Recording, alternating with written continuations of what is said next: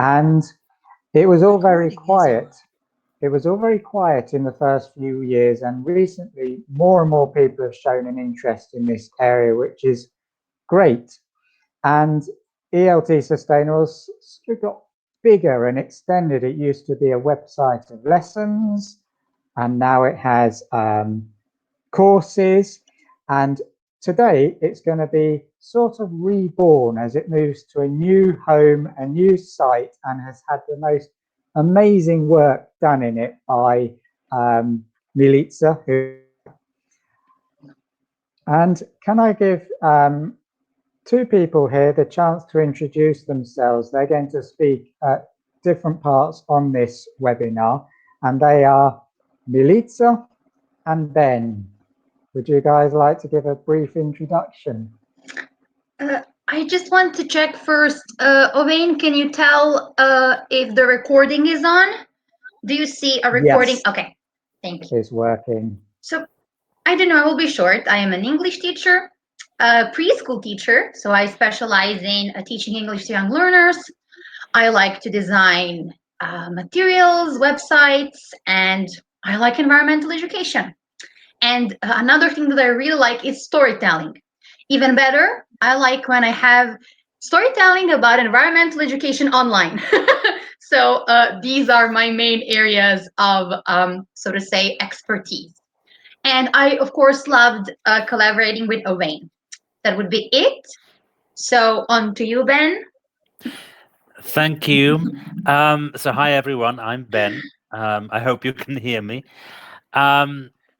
So I am an English teacher and teacher trainer, I guess, as well. But I'm from the UK originally, but I've been based in Spain for the last 10 years, I think.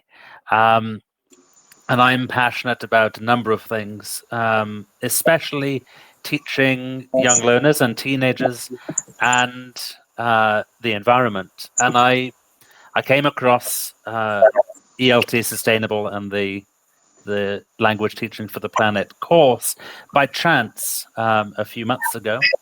And I'm delighted to be involved in it as co-tutor. And well, I look forward to speaking more about this later in the webinar. Thank you both. Thank you. Okay, on to the main part of the session now. I'm going to just share our slides, which are on a great platform called Genially. Do look it up if you have the chance, if you're not using it already. And here we go. Milica, can you see the screen okay? Yes, I can see it, but I think somebody is not muted, so it's a little bit noisy. So please, can you check your microphone so we can mute and... Okay, great. Now the noise stopped. Owain, yes, you can put the full screen. And I think I will also stay muted so that we avoid, audio problems, okay? Okay, and when I want you to speak, I'll say, Milica, yes. Over to you. Yes, amazing. So, Milica, Ben and I are going to talk about various ways that we integrate environmental issues into our classes. And one of the ways that we all have very different contexts. For example, Milica mainly teaches young learners and has a lot of options for creativity in her classes, a lot of choice. I mainly teach adults and I have very little choice in exactly what I teach. So often I have a topic to teach and I have to teach it and I think, how can I make this green? And one of the things I do is what I call pop-up ninja. You're going to hear this word ninja a little bit in this session because, as I said, I don't have choice in what I teach, but I bring in stealthily environmental issues into my language lessons. So this is an idea that I've used in classes, and it is critical thinking questions for any text. It's a recipe that you can just bring out of the fridge when you are short of other ideas, and it's spicy. So what do you need? You just need a text, and by that I include listening, writing, a picture, a video, anything almost, and some questions, which are varieties of this. The first, what is the aim of the text? Who do you think paid to have it written and why? Which of these aspects of the topic are not mentioned and why do you think this is? So to give an idea of how I did this, there was, in my lesson, there was an advertisement of why businesses should set up in London. And the only questions in the course book were, what is good about London? Why do businesses choose to go there? What are the problems with London? But it wasn't encouraging students to develop those skills they can use with any text. So they weren't thinking, who wrote this text that says London is so great? And why did they write this text? Or even, who paid for them to do this? Was it the mayor's office? And what's the connection here with the environment? Often there is a lot of information out there that is not certain where it comes from. So you'll have some people saying climate change is real, some people who are saying it's not. This encourages students to analyze the points of view and is possibly one of the most important things that we can help students with, because I've often said this, I'm not an environment expert, I'm not a scientist, but like you, I'm a teacher and we can get students to discuss the issue. We don't have to have our own expertise in the issue, we get them to ask the questions. Typically, I get students to discuss these questions in pairs and then feed back to the class. The great thing about this is then it brings environmental aspects to all lessons. So whatever comes up in the textbook, you can get them to analyze who's written it, what the environmental implications are. And I like to give almost every topic an environmental twist. For example, students, my birthday. This is a nice activity. And I think I'm going to let Melissa talk a little bit more about this because I know this is something she has done before. Melissa, would you like to talk about the birthday? I want to talk about a birthday and I just want to tell you that I am also streaming us on Instagram from my phone. So if you can say hi to Instagram teachers quickly. So hello. Hello, Instagram teachers. Great to hello, have you Instagram here. teachers. Okay, so this is the theme my birthday and as Owain said, I have a lot of freedom to actually do whatever I want. that is the benefit of being a dance teacher. What do I do? And I need to hack me. I accidentally muted. When I need to hack the textbook because some students actually request the textbook to be used and parents also want to use it. I think about things that we can do, just like Owen said, hacking it. This is an example that I've hacked in many different books because, you know, almost every book has a section on birthdays. So this is the example. How can we make a birthday party more environmentally friendly? So what can we swap? We're talking about low waste swaps, okay? And then lead the students to discover how can events such as birthdays be more eco-friendly. And of course, as it says here, if the students are older, if we are talking with preteens, maybe we can make a pros and cons or a green up activity. If not, I usually lead by a line. Again, a lot of demonstrations. So I have paper cups versus reusable cups. And then we discuss, can we wash this? Where does it go? So maybe you can even find the road of the single-use cup. So let's discover, where does this single cup go? And I just need to close my door. So I think that's it. Owen, you can continue. These are just one of the ideas on how you discuss events such as birthdays, in a very eco-friendly way. Because basically, every event can be done with a low waste, can be a low waste event. Thank you, Milica. So, Milica, by the way, can you see me or can you only see my screen? I can see only screen because I put a full screen. Fine. Okay. And I can, yes. Great. Okay. So yes, pop-up ninja, bringing it in on the spot into any lesson. Now, I did a questionnaire not long ago to find out what stops teachers bringing in environmental issues into the classroom. And it was really interesting what people said.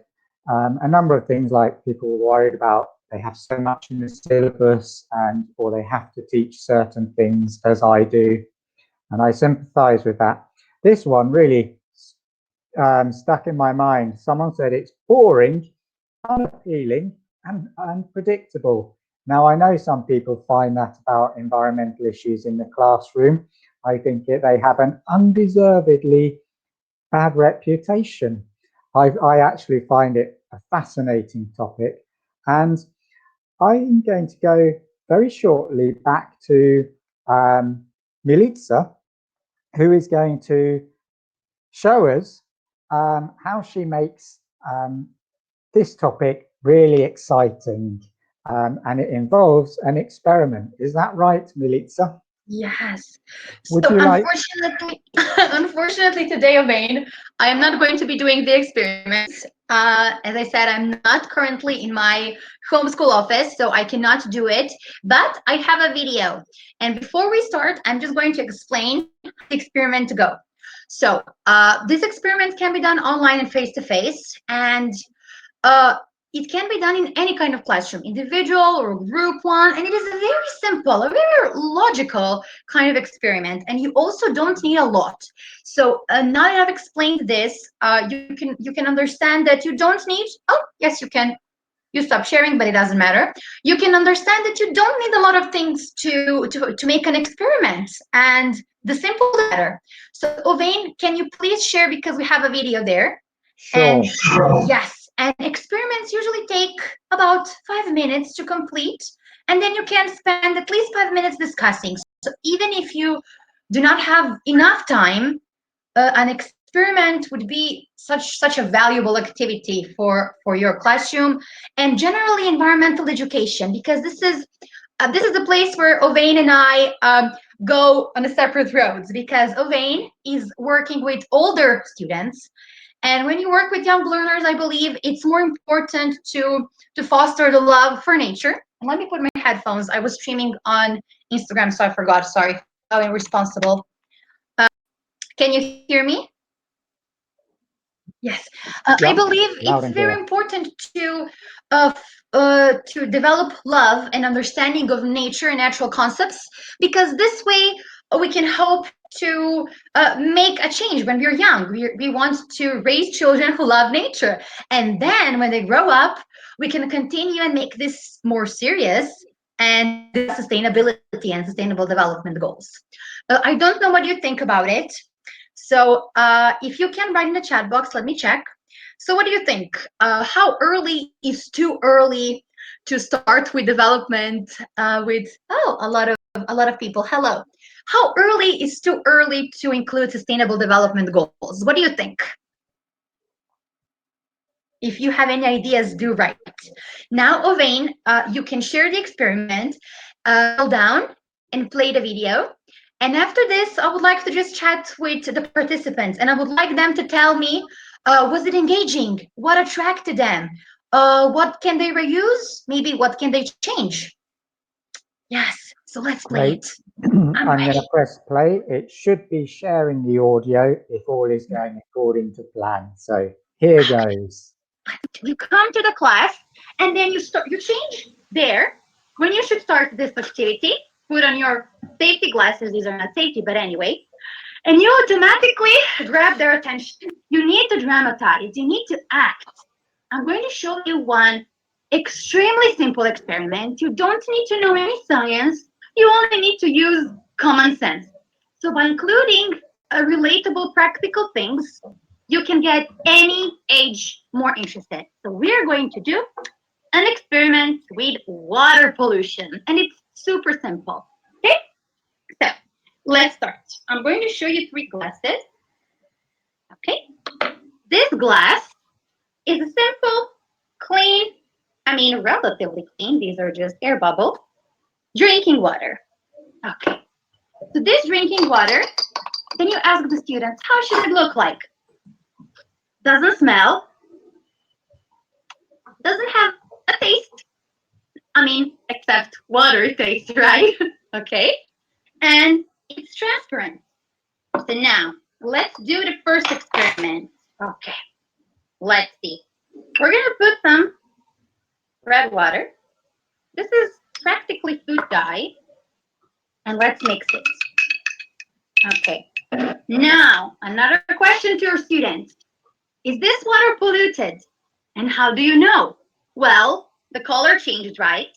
So when you work with young learners, anything that's not transferred is a no-no. So you just tell them, this is yucky, you can't drink this. Does it smell? It doesn't smell, really. It doesn't smell. It's pretty normal. Let's go to another one.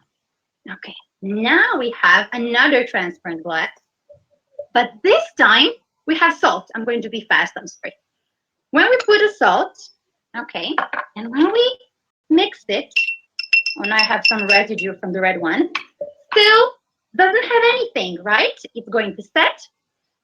It doesn't smell, but it tastes salty. So we use our senses: see, smell, taste. This water, is it good or not? Then you lead them to conclude it's not. And finally, this one is tricky. Let's be more sciencey. I have this measurement cup, and this is vinegar. So now, what do you think? This one is clear, but it smells bad, right? So what do we do now? Do we drink it or not? And let's review. We have a colored one, we have a clear but smelly one, and we have a clear but it tastes bad. So see, basically it was quick, but I think I got your attention with all of my gear and my glasses and everything. I'm going to stay in my science coat, if that's okay. Okay. So Fantastic. it was a long. I think I wish it was shorter. And I love all of the comments. I love all of the comments in the chat box. And I just want to read one little thing. Well, I do completely agree 100% with all of you that we should start early. We should start early, but we should not pressure children with environmental problems. So young learners are very smart, and there is this a feeling of eco-anxiety because they are not very certain what is going on. I had taken the kids to the river one day, and we did a water experiment, and then we compared tap water and we compared water from the river, and it was shocking because both of them had so much bacteria, and one of the kids started crying, and it took me a few minutes to realize what happened. So this child was very stressed because he just realized, I am drinking this purple thing, it's all bad, and I'm drinking this every day, and he got scared. So we really need to be careful. We really need to approach some sustainable development goals very carefully, because sustainability is pretty grim. I mean, there are a lot of problems in the world, right? So from world hunger to just people who don't have homes. I mean, it's terrible. It's terrible, right? So we really need to be careful. And I just, for this reason, I just want to read one sentence from my thesis. And this is why, this is where all of my environmental education philosophy comes from. If you allow me, Ovain, it's going to be short. Go for it. Okay, it says, it feels weird to read what you wrote, but okay. The importance of child development in connection with nature has emerged in recent times because the dreadful impacts humans have on the natural environment are becoming more noticeable than ever.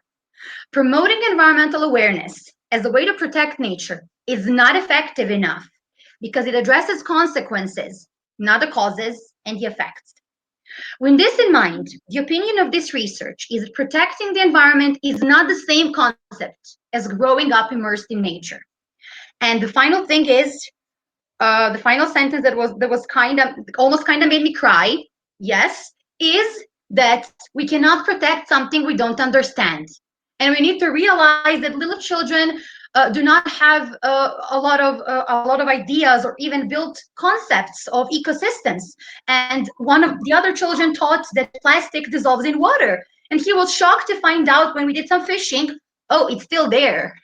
So we need to understand that the children actually, because a lot of us live in cities, they're not very certain. They don't understand the connection. They don't see the connection between our actions and the consequences. So before burdening them with problems, develop the love for nature and hope that the sustainable development goals are going to come naturally. So they're just going to emerge naturally. I understand how important it is, so I naturally want to protect it. So I think it is a little bit philosophical, but I would really like to know what you think. Have you observed it from this perspective? This perspective is very important to me as someone who loves teaching young learners. Please let me know. I would love to know your opinion. Elaine, I'm sorry for taking up the time. You can continue your part. Not at all. That was really, really valuable to hear. And in the past, I used to teach a lot of young learners, so it's really interesting to hear this.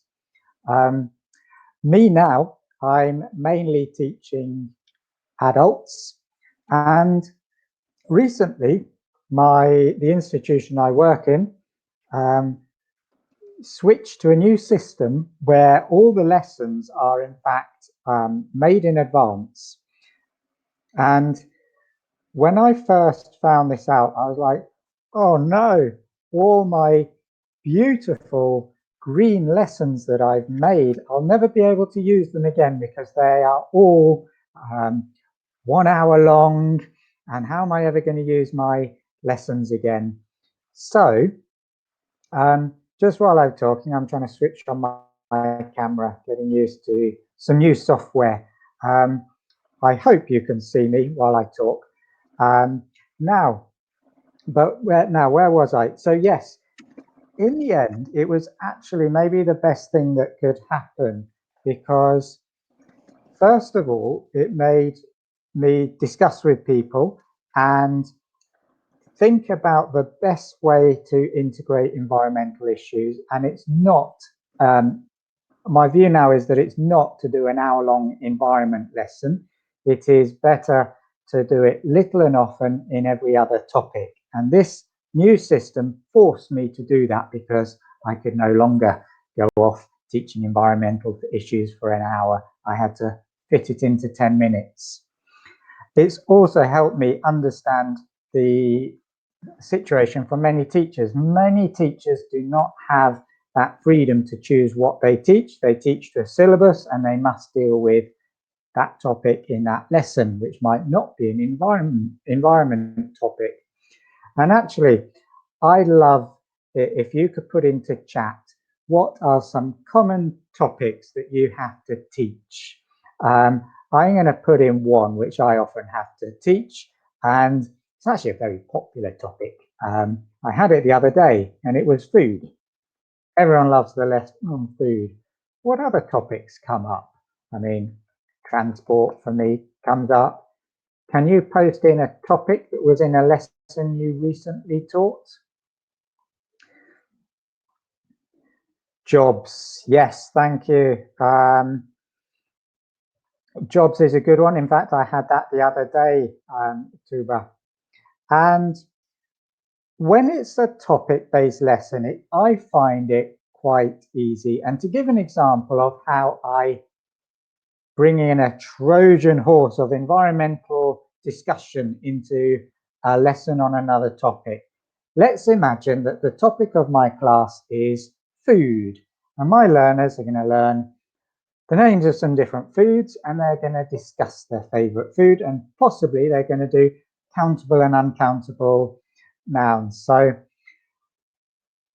how can we embed environmental issues? Well, I found this lovely food pyramid, because often I've done the pyramid on the left shows which foods you can eat lots of and which foods you shouldn't eat much of for purely health reasons. And I'm sure maybe young learner teachers are quite familiar with this, the food pyramid.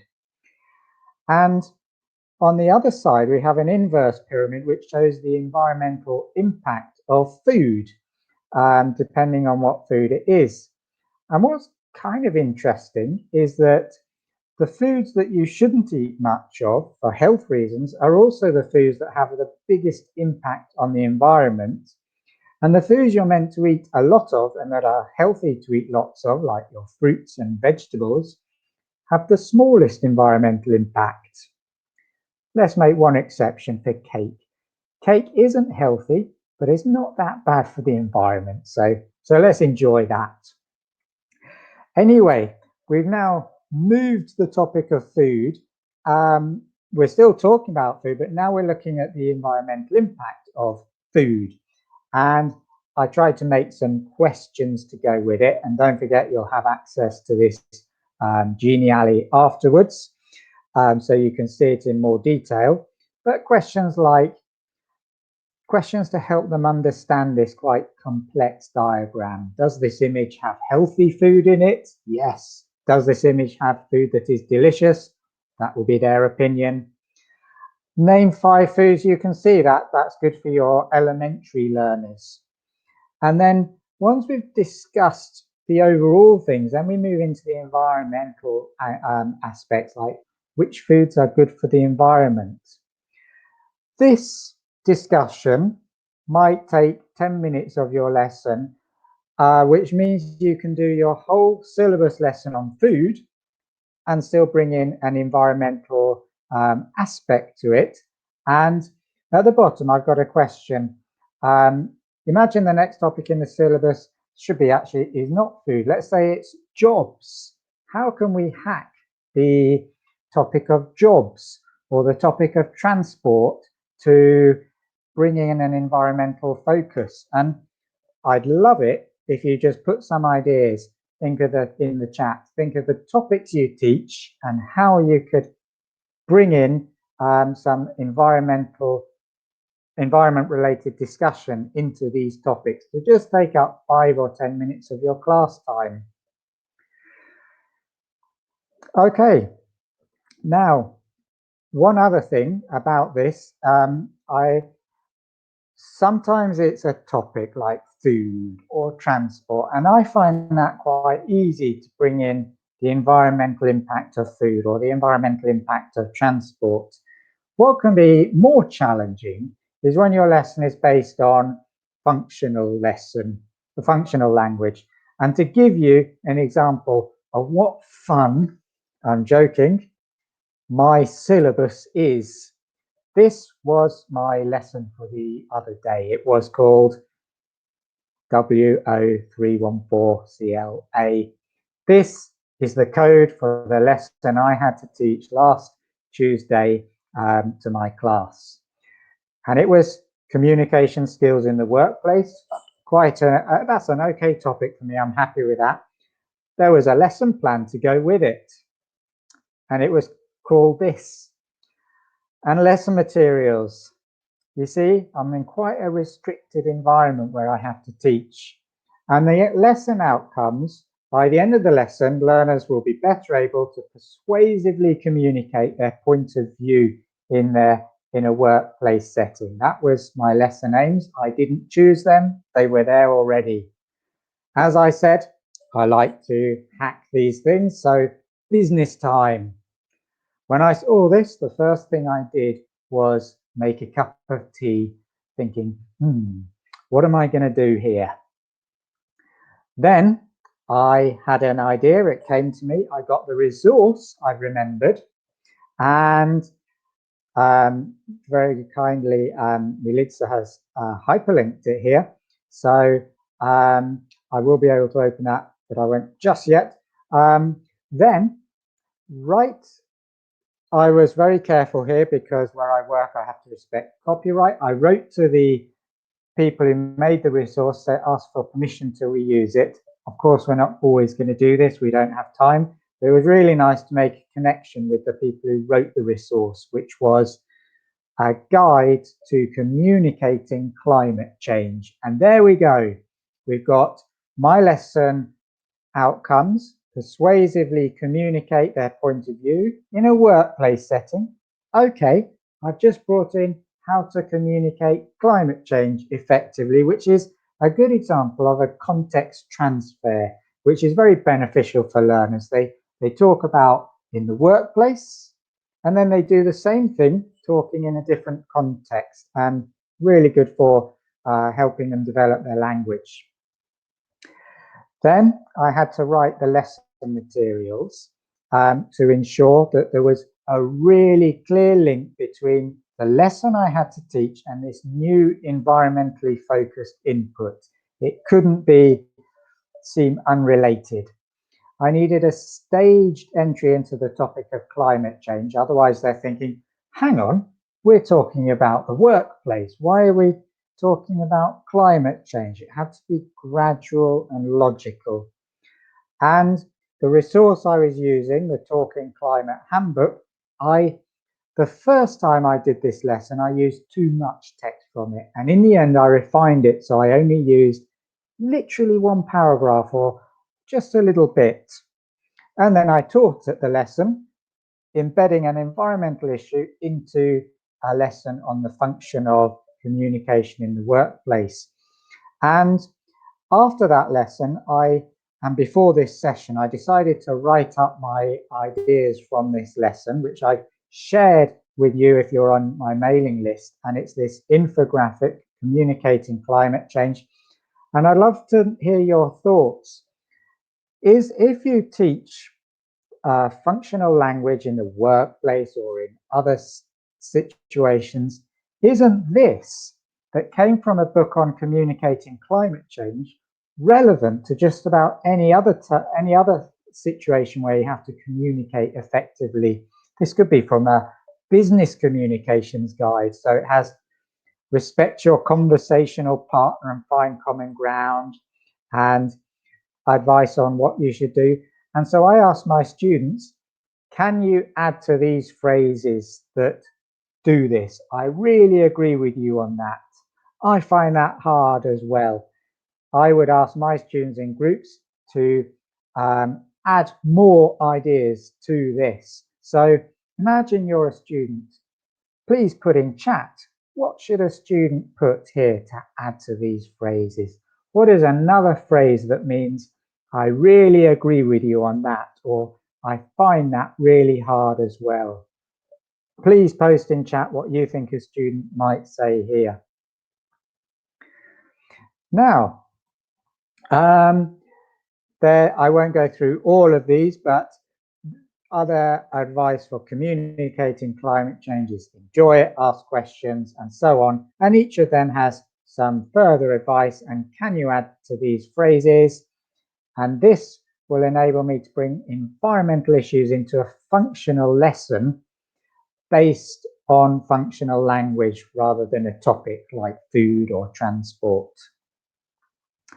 So I've just talked a lot there. So this is maybe my biggest topic, embedding it into lessons where you have no choice on what you teach. I think I'm going to pass back to Milica now. Milica, are you there to talk about the next one, or was this me again?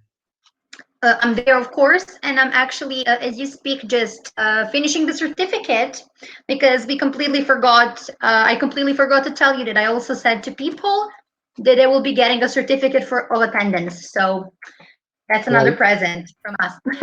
Excellent. Okay, so let's do it. Which one would you like to talk about next? I see I've jumped straight to 4 and missed out 3. Would you like to do Okay. 3 or shall I? Let's go ahead. I don't see very well. Sorry. Number 3, new experience in environmental education. Ooh, that's a great one. Can you click on it for me? Sure. Okay. Okay, yes. So the first, the beginning is given by you. Would you like to start? Or I can Yes. continue with a, okay, start, please. Very quickly, this again relates to the questionnaire I did, and a lot of people are worried that they're not environment scientists. I'm not an environment scientist. I studied English literature at school and university, but don't worry. The skills that we have is teaching professionals, and we excel in facilitating dialogue, managing students as they have discussions, giving them feedback on their language, and motivating them to learn. We don't need to be feeding in the information. We encourage them to get the information. So I'm going to pass back to Milica on how she does this. So this method is amazing. And I am not overselling it. I'm telling you, it's really amazing. And I'm happy about it. This is why I am so enthusiastic, definitely. So geo-inquiry is actually developed from a regular inquiry-based learning, which is definitely student-centered. And it is amazing for all ages. So it's ageless. Let's say it's completely ageless. GeoInquiry specifically is developed by National Geographic, so they offer a full, I don't know, how can we call it, set of handouts with over 80 pages, so that's amazing. I think you can use a lot of sheets from there if you're a beginner. And I'm just going to tell you how does it work. You have these basic 5 phases, and you are a facilitator. You are leading. You're not doing anything. Basically, when you come to a geo-inquiry class, of course, you need to have a lot of freedom. So this is something that it is going to be hard to do if you have a very set content like Ovain has in British Council. So I'm sorry, if you have a very strict syllabus, I am not sure how are you going to be able to find it. Why? Because the topic comes from students, which means it's also very participatory. They are going to tell you what's the problem. How do you start? You post a geo-inquiry question. Okay, you first teach them how to make questions properly. So VH questions, these questions, that questions, usually open-ended questions. They don't have a solution because let's face it, sustainability doesn't have a solution, final solution at the moment. So the questions also need to be open-ended. And you will start this method by teaching them how the method works. And then you can step back, observe, and assist. The second part is called acquiring geographic information. Tell me if I'm speaking too fast. I do speak very fast when I'm excited. No, Sorry, really I good. love this topic and I just can't slow down. So collecting, acquiring geographical information. This sounds scary. This sounds scary. I know, because it sounds like you need some fancy equipment to do this, and in fact you don't. For example, and you will see one example down below. But I'm going to talk about an example that is much closer to me because I love this one more. I'm sorry. And it's connected to noise pollution. And I know that noise pollution is something that we don't think about. And it's a very fun thing to explore. How do we acquire geographical information? In the noise pollution exploration unit, let's call it a unit, it is a unit, we went out and we actually installed a free app on the phone, which is called, I am really sorry. I completely forgot. Just type apps. Vox Pop can be of a great help. Maybe that's the one. And we went outside to measure the levels of noise. And then we went to urban places. And then we took a walk around the preschool. It was not that far. It was just a very small area. And then we went to a place that has a few trees. and the noise fairly went down. And it's such an easy way. And you're going around like a detector. You probably need a tablet so everybody can see you're detecting why, where, asking questions, and then you just let them brainstorm, and you will be surprised. They're going to understand the problem very easily. So acquiring geographical information can be done with a few free apps, depending on what you want to do. It can be done with mapping.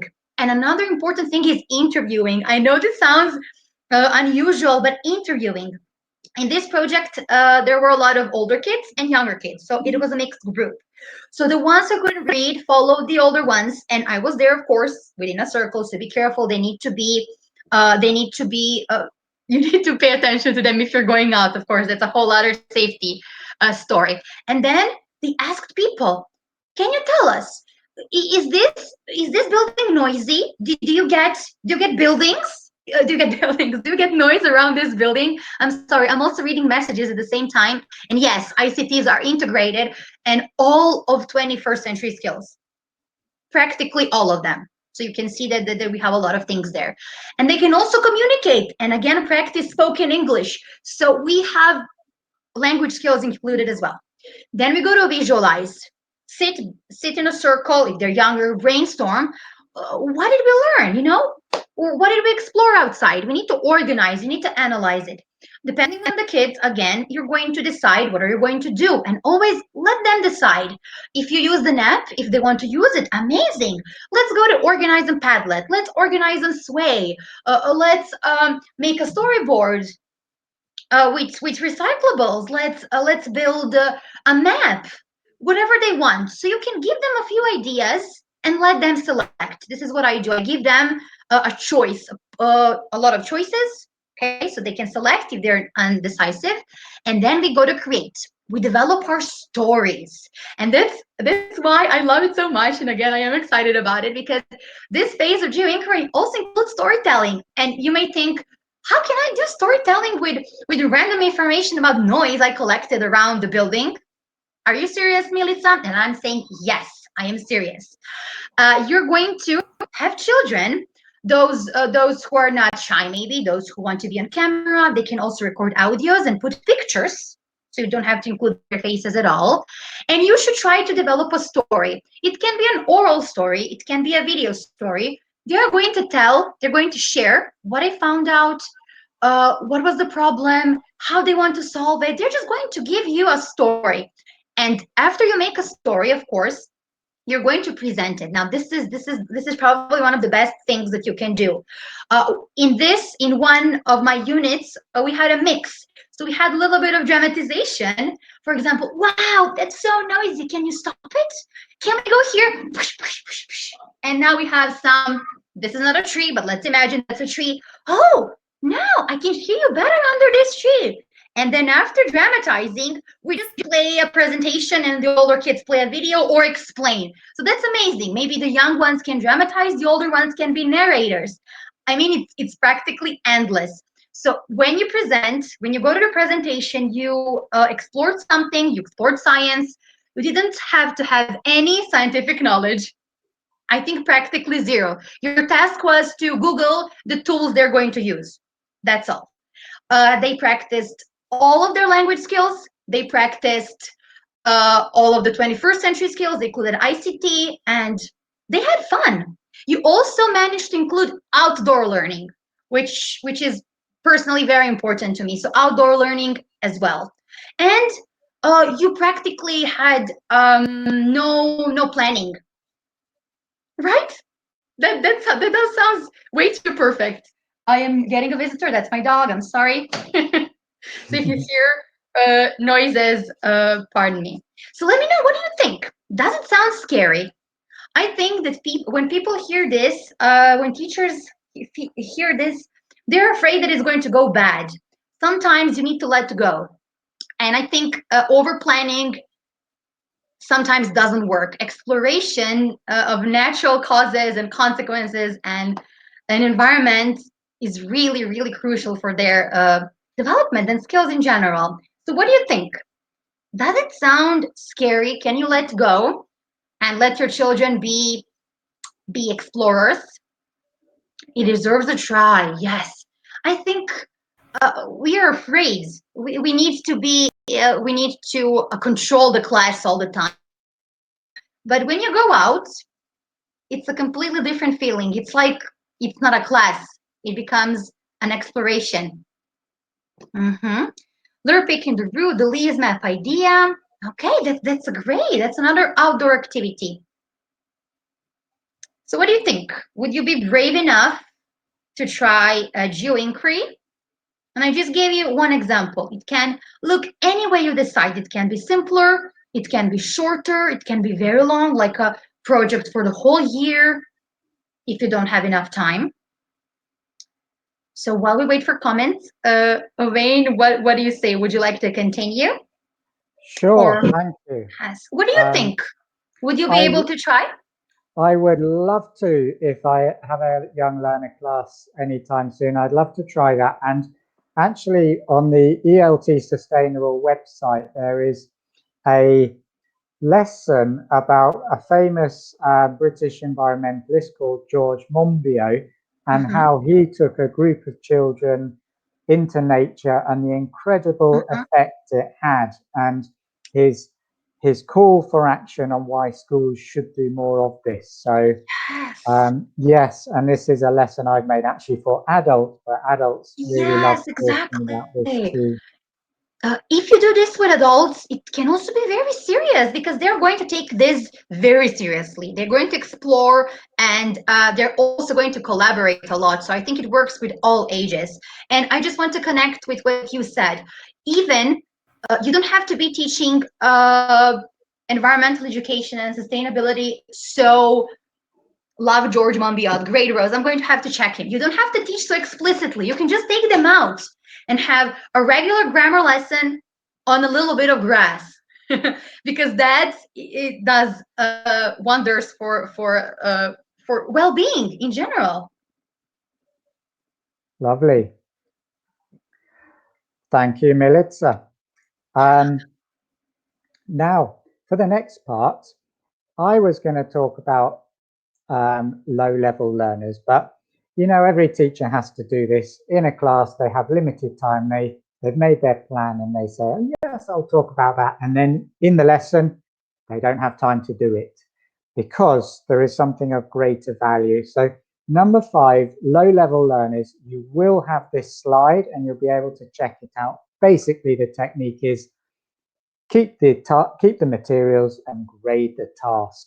But I want to leave Ben enough time so that he can talk about number 6 and then move on to talk about the course, and then leave Milica time to show the new website. So I'm going to leave number 5, and Ben's told me about number 6, and it's fascinating and it's something we can very easily forget.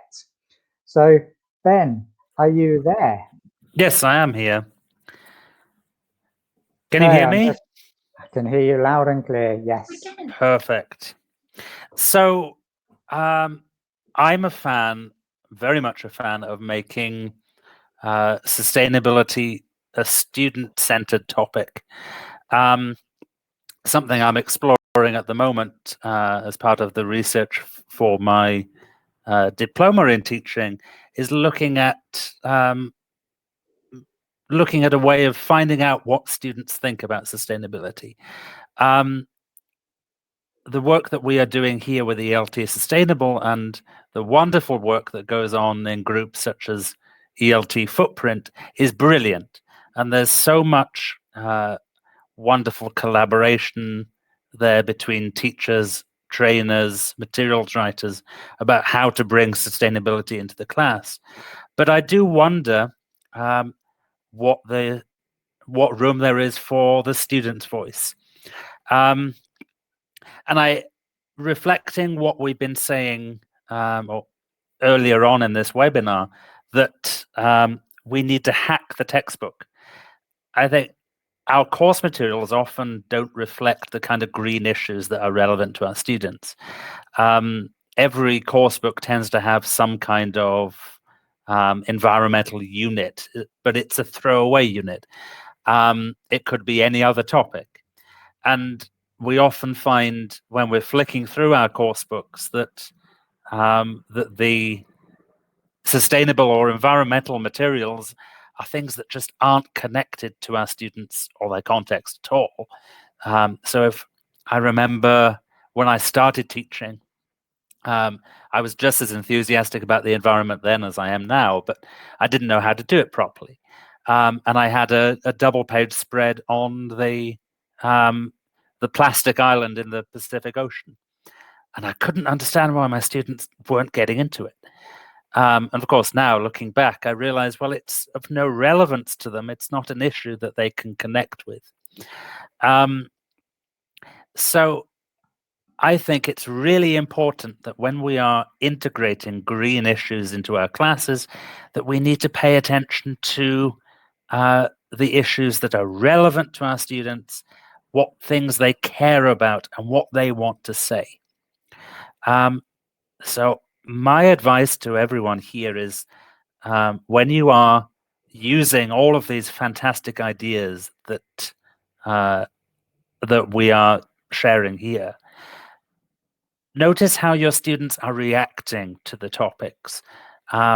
What are they saying when you're doing the geo-inquiry or when you're hacking the topic? And what new ideas are they raising that you hadn't thought about? And try to integrate more sustainability teaching based on what the students want. Oh, and if you could scroll down.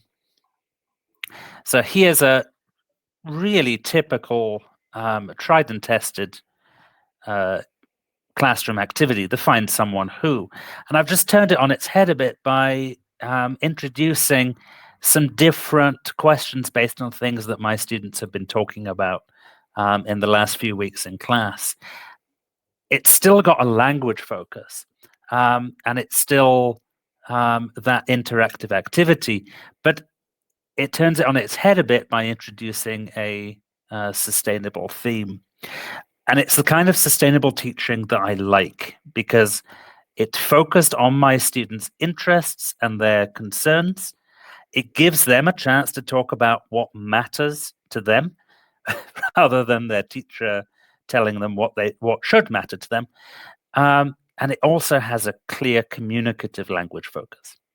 And for me, if I can do those three things, I'm happy with the way that I'm teaching sustainability. So that's my idea. That's my addition to this, to make everything student-centered. And now, if I go on to talk about the course, now I actually, as I said at the start, I actually took the language teaching for the planet course in September last year, and it's a wonderful transformational experience. And I was asked by Owen to become the co-teacher for it in January this year. So I've seen it both from the perspective of tutor and participant. It's a wonderful collaborative and community-focused course. So the course runs over about 2 weeks, and it's split into 3 modules. The first is about forming the community aspects of the course, so discovering things about your fellow participants and exploring the sustainability and green issues which affect your students and you in your context. Then in the second module, we explore some ways of integrating sustainability into the classroom, and you will evaluate some existing teaching materials. And then in the third module, you'll have a chance to create your own materials with a sustainability focus. So this could be a single activity to use in a class, or a full lesson dedicated to a specific topic, whichever you think is best and suits your context for teaching best. You'll get feedback on it from the course tutors and for other participants on the course as well. But something I would say about the course is that the community aspect of it is a really central motif. So in designing the course, Owen aspires for it to be a community of inquiry.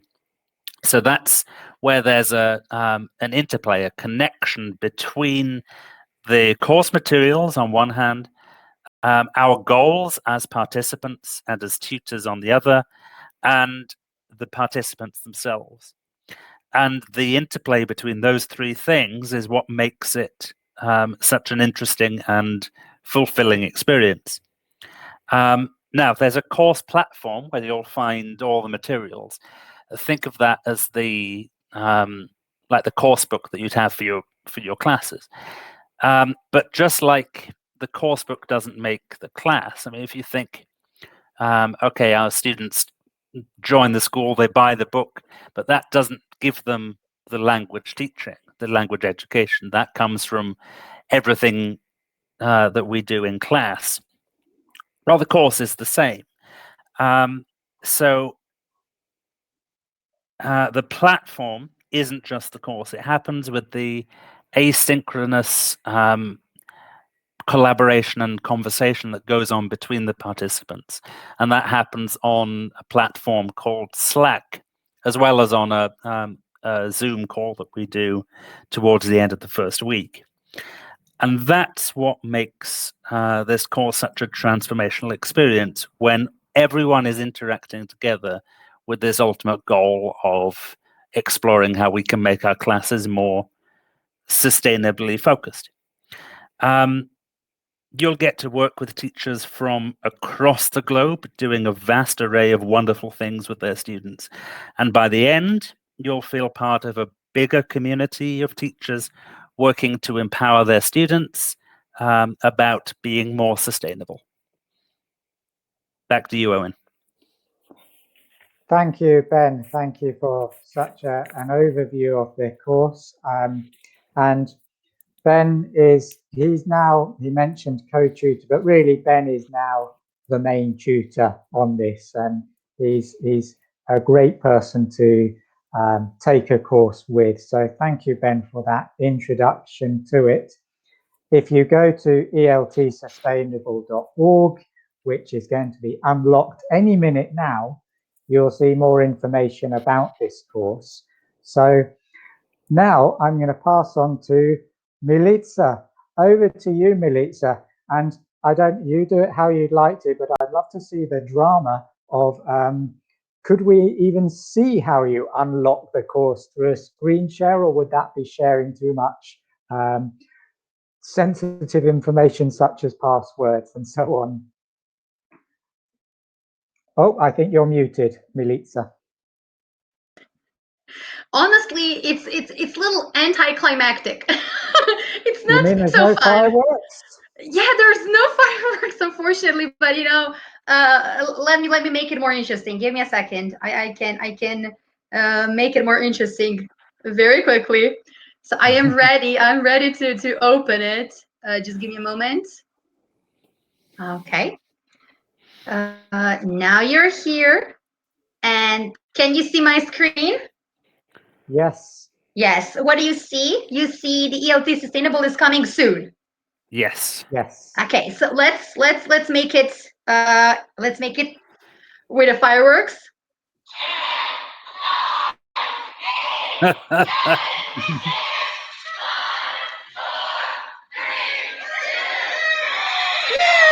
But way. Ta-da! Ta-da! Yay! Yay! Fabulous work, Milica. Not just with the countdown, but all the work you've done putting this new version of ELT Sustainable together. Thank you. That was a quick idea. I always, by the way, keep this app when students do amazingly. I'm just like, woohoo! And they get they love it. It's called Audience Crowd something. So find it if you want to surprise your students. Now, I am still sharing, right? So I'm going to super quickly tell you, and I'm very excited because there are so many things. And before I start, please, if you find any mistakes, if links are not working, go down to the bottom. Okay, you have the link to my website, and just submit the ticket to me because Obain can't fix it. And it would be great if we Absolutely don't true. bother him. Yeah, so if we don't bother him with technical stuff, he has other things to do. Okay, so let's give you a walkthrough. Okay, first we have a blog here. The blog has over 76 articles, I think. Not all of them are redone, redesigned, so we hope to finish that soon. But at least the first 40 are redesigned. What does that mean? When you go and explore the lesson plans, you're going to see that they're fresh, they're new, and I'm excited because the lesson plans Owen made and collected since 2012, I've taken to redesign them and just make them into interactive materials. Before we go to the blog, let's see this part. The Go Green is probably the most essential button on the website because it has a collection of all of the things in an organized way. So you have lessons by topic, which is definitely, again, one of the most important pages on the website because here you can find uh, lessons based on different kind of topics you can include in your classroom, and a lot of them include hacking, so you can easily use them. Some of them are longer, some of them are shorter. Another thing that I want to tell you is that we added this part. So it says contact form. Interested in suggesting, pardon me, some ideas or sharing a lesson topic. Right. So if you want to share a lesson that is maybe connected to something we don't have, you can ask it or you can submit. We also opened the volunteering part, so you can volunteer and collaborate. The next part is teacher development. And this is great because teacher development has videos done by Obain, and it also has webinar recordings and has a lot of ways you can hack the content, along with some things you can use to read. For example, there is an article published in TYLT Worldwide Journal, which is great. So another plus to Obain. Now, let's continue quickly. I'm going to be very fast. What is also important for us is this part. Sustainable English teacher training videos. This category has a lot of videos made by Ovain, and they cover the global goals, and they also cover 21st century skills and digital skills, which is honestly amazing. When I saw these plans, I was really surprised. I like them a lot. Can you see my screen? I'm going to Yeah. show you now. Okay. So can you see the global goal 4? Yes. Yeah. Okay.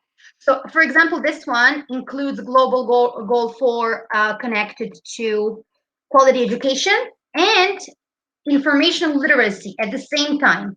You have a video from Ovain, and then you have a new material here you can reuse with your students. Great. The next part, let's see what is also interesting. We have useful websites. We hope that we're going to update it. So if you have some websites that are useful, you can send it to them. And of course, you have the volunteer and the donate parts. Oh, we know you have a newsletter. And when you scroll down, you're going to see that we just basically organized it very well. So if you scroll to the middle, you're going to see the 4 most important things: lessons by topics, articles, training videos, and the online course. And the final thing that I want to tell you, which is, I think, very nice, is that the website is hosted. I think this is nice to say. It's hosted in Serbia in a very small hosting company, and we are trying to support local business. So at least to give back to the community, I think that's also important, and I would like you to know this. Yes, a nice touch. Wayne, I think that's it. I don't know. There are probably a lot of things to say, but I just gave them a quick rundown on how to use it. I think that's great. That's a good comprehensive rundown. And I would just like to say at this point, such a massive thank you to Milica, because I've been running this website since 2012 and I've always just focused on the lessons because that's what I do. I'm a teacher. And when Milica came along and suddenly she's talking to me about APIs and hosting ports, and I'm like, yes, right, but now I can just see just how different the website looks, and that matters when you need to get the materials quickly and to help people like all of you here to find these lessons. So thank you, Milica. You're welcome. Conscious of time, because I know we promised an hour and you've been here an hour. So over to you. Would you like to say goodbye at this point and explore the website and keep in touch with us through there and through Twitter and everything? Or do you want to post in questions now? I think if I can speak for Ben and Milica as well, we are happy either way. I just want to add that they can get a certificate. Yes. And just download it. And when you download it, it's going to open on your computer and you will be able to enter your name. So you need an Adobe reader and you will enter your name and save it. Then your name is going to pop out. So just tell me, can you open the certificate? I made it very quickly. It's not very fancy, but it shows, appreciation for spending your time with us. Just let me know. Can you download it, please? I think that's important for me while we're here. Okay, let's wait. Milica, it's telling me that I need access to it. Okay, great. Let me share. Sorry, this is what I wanted to send another link. Okay, change to anyone with the link. I think you should be able to. Yeah, now that works. Works. Okay, just refresh. This is what it's like working with Milica. There's a problem and 2 seconds later it's solved. It's quite uncanny. It's amazing. No, I agree. I had to message Milica this morning to put my additions into the presentation, and a minute later she had done it. It's remarkable. Well, that was urgent, and I had to exit my house, so that was urgent. Before we go, another thing, Oveni, we completely forgot that we are giving away a place in the course, right? Is that true? I think yes. That is true. Yeah. Yes. Okay. So I just want, enter your name. I just want to the people to leave us their emails and names so we can maybe do a raffle. What do you say? Sounds good.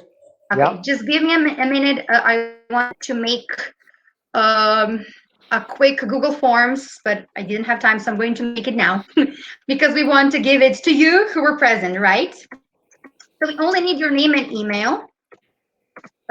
Please bear with me, that's all. And we will see. Oveni is going to inform you when you can, when is the draw going to be? Okay, this is the one. Okay. Let me know if it works because I made it 10 seconds ago. I'm sure it will.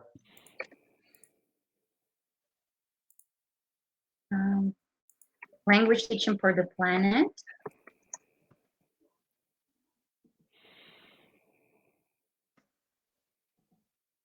Okay, now it has a title. So you can enter. Okay, I can see some details. Thank you. Yes, Elaine, you already own the course. You can't join. I know. I was just testing it. But as a refresher, remind yourself. Yes. Okay. Yes. Thank you. By the way, thank you, Maria, for the kind words, and really much appreciated. Thank you. Okay. So the thing that I can do is I will go now and activate the comments on this page. So you can leave us a feedback on this page. And I think you can also ask questions because we're going to go now. Yes. So the comments are allowed. And when you refresh, you will see a comment box. Okay. Yeah. You can comment. Okay. Are we going to say bye? Okay. Together? Goodbye, and also see you all soon. Goodbye. We'll be in See contact. you. Goodbye. Goodbye, everyone. Bye. See you. Thanks for attending. Thank Goodbye. you. Bye. Bye, everyone. Thank you very much.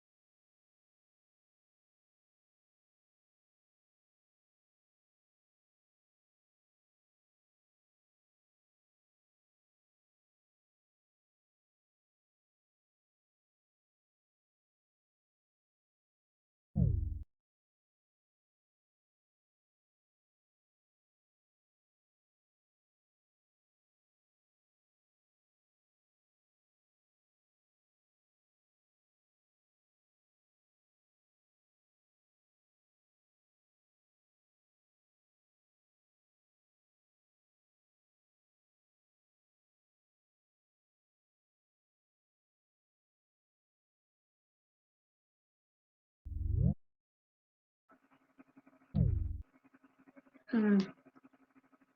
Oh, yeah, it's still on. Oh, hi. It's still on, but uh, start live stream, stop recording. Okay. Stop recording.